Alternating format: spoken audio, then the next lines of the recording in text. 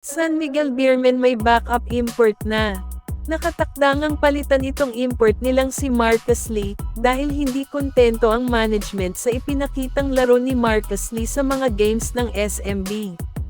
Bagamat may improvement naman sa laro niya, pero hindi pa rin ito sapat, nakukulangan pa rin ang San Miguel, kung kaya't habang maaga pa nagdesisyon kaagad sila na kumuha ng bagong import.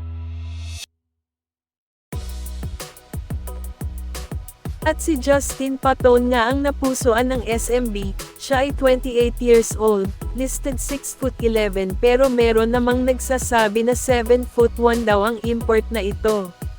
Si Justin Patton ay isang NBA caliber na na-draft ng Chicago Bulls noong 2017, pero hindi na nakapaglaro sa Bulls dahil na-trade ang rights niya papuntang Minnesota Timberwolves, at pagkatapos ng isang season sa Wolves, ay na-trade itong muli papuntang Philadelphia, kung saan naglaro din siya ng isang season at naging ka-teammate pa niya sa Philly, si Jimmy Butler. Nakapaglaro rin itong si Justin Patton sa Oklahoma City Thunder, at sa Houston Rockets. At bukod dyan nakapag-NBA G League din ito, at naglaro din sa iba't ibang koponan overseas, at yan ay sa France, sa Israel, sa China at Taiwan, sa Greece, sa Puerto Rico, at ang huling stint bago nakuha ng San Miguel ay sa Saudi Basketball League, kung saan sa season niya sa Saudi ay siya ang top shot blockers.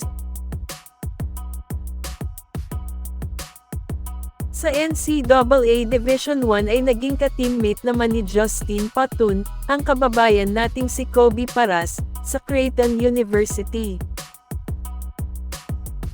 Mukhang malupit ang bagong nakuhang import ng San Miguel, isang mobile big man, may tira ito sa labas, rim protector at shot blocker din.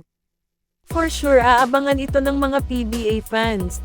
Sana si Justin Patton na ang hinahanap nilang import na pupuno sa pangangailangan ng San Miguel, at sana rin mag-fit siya sa sistema ni Coach Leo, para nang sa ganon maiwasan nila ang papalit-palit ng import na kadalasan, ayan ang problema ng SMB, sa import-laden conference.